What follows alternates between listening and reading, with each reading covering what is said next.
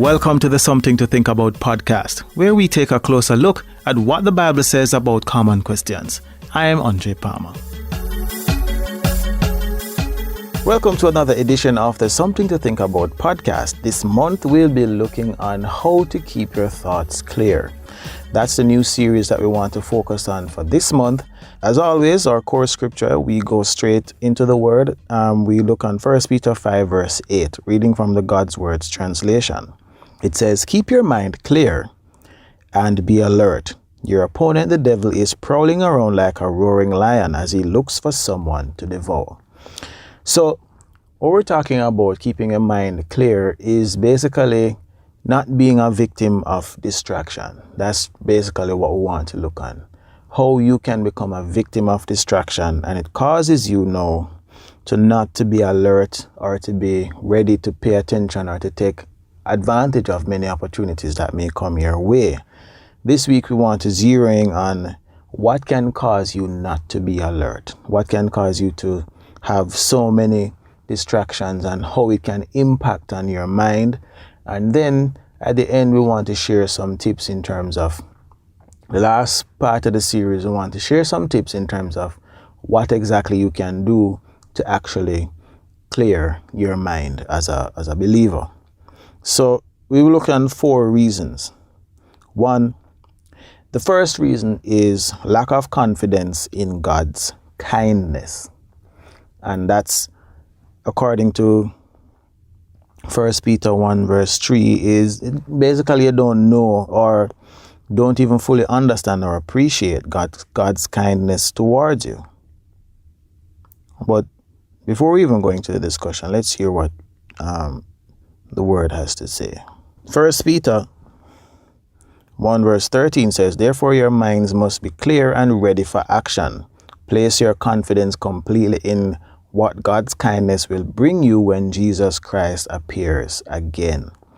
So when we're talking about the lack of confidence in God's kindness, is really the lack of confidence in what God can do for you based on the situation that you're in now. Whatever the situation may be. Here are some examples. You are working in a situation, like you're working on a project, and you are under pressure because there's a lot of activities being added, and it's being stretched beyond your capability, and you're not sure how you can actually share that concern with your superiors.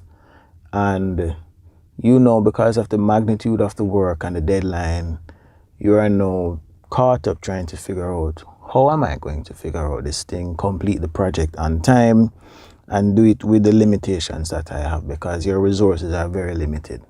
Or no, with the rising inflation cost and your pay is not inflating as the prices are inflating, so you can understand the fact that things are a little bit more expensive than normal.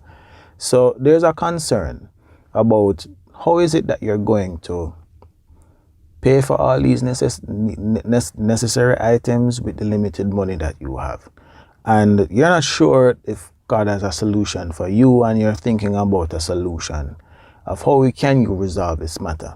And these problems even come more magnified now when you have children, you have debt to pay back, and all of that now be added, and it's the month of August, back to school expenses, school fees, and all of these things.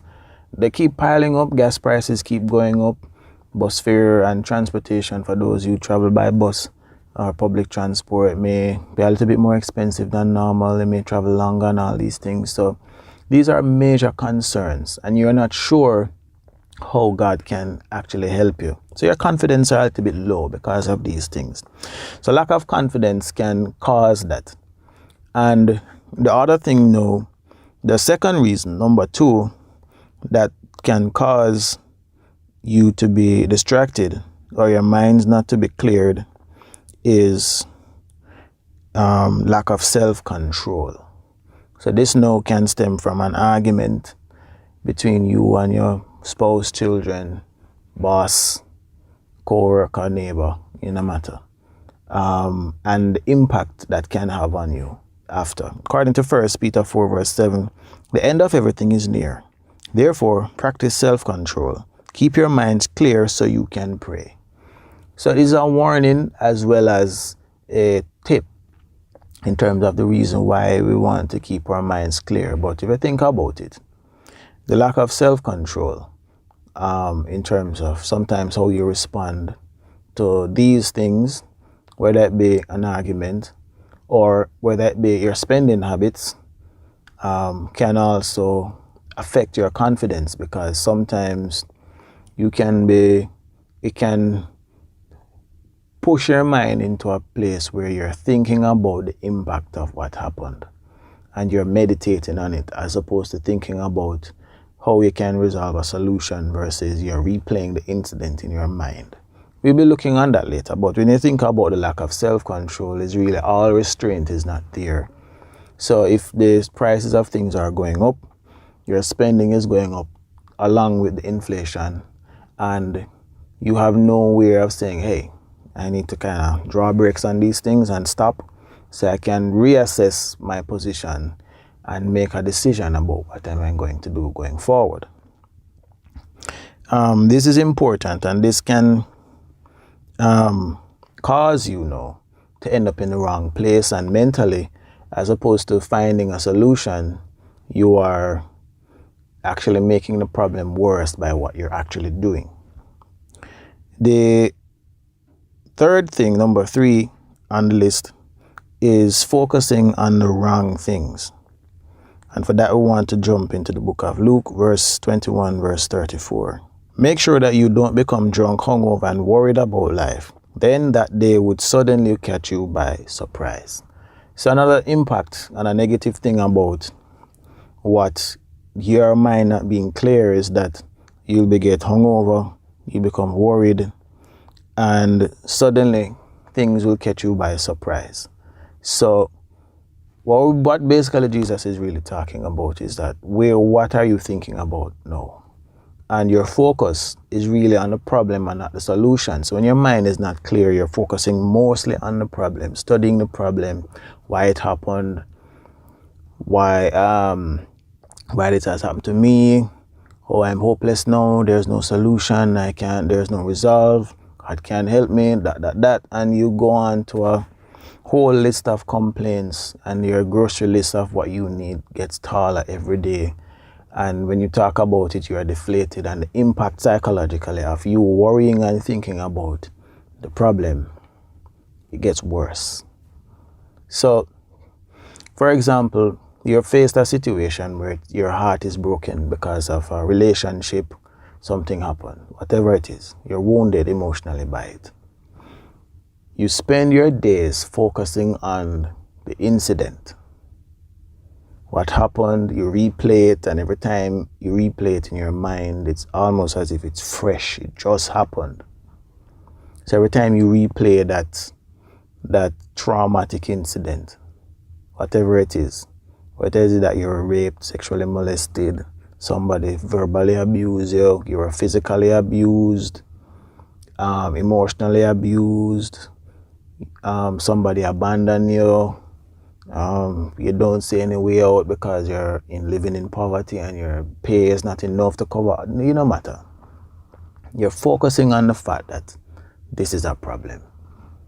And your focus is that it's, according to what Jesus is saying, you become drunk and hungover, intoxicated and overly worried.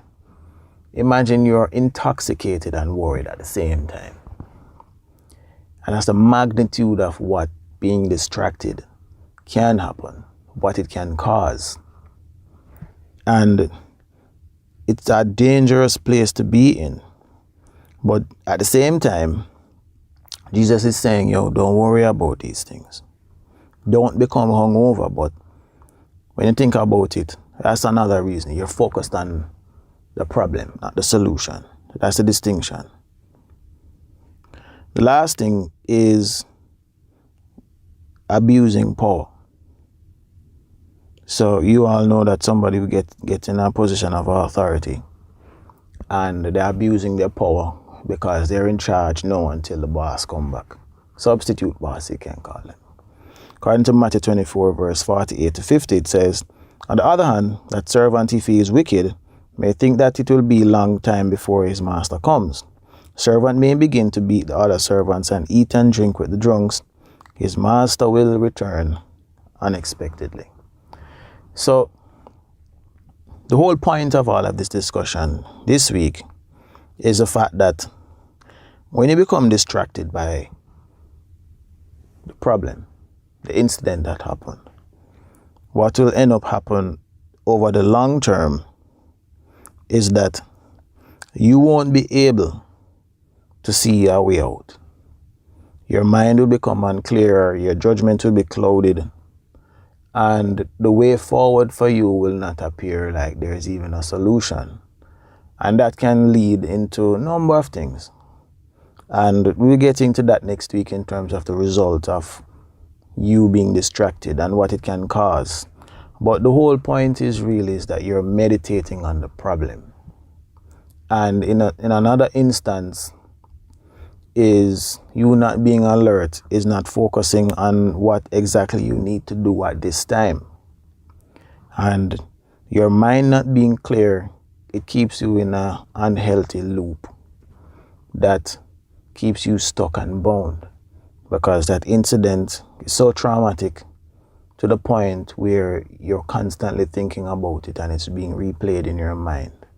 You'll never forget it. And it's almost like you're searching for a solution and you can't find any.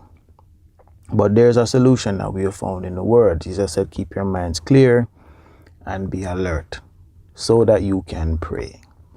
So, a quick tip to leave you with this week as we bring this week's podcast to a close is that ensure that you place your confidence in God's kindness.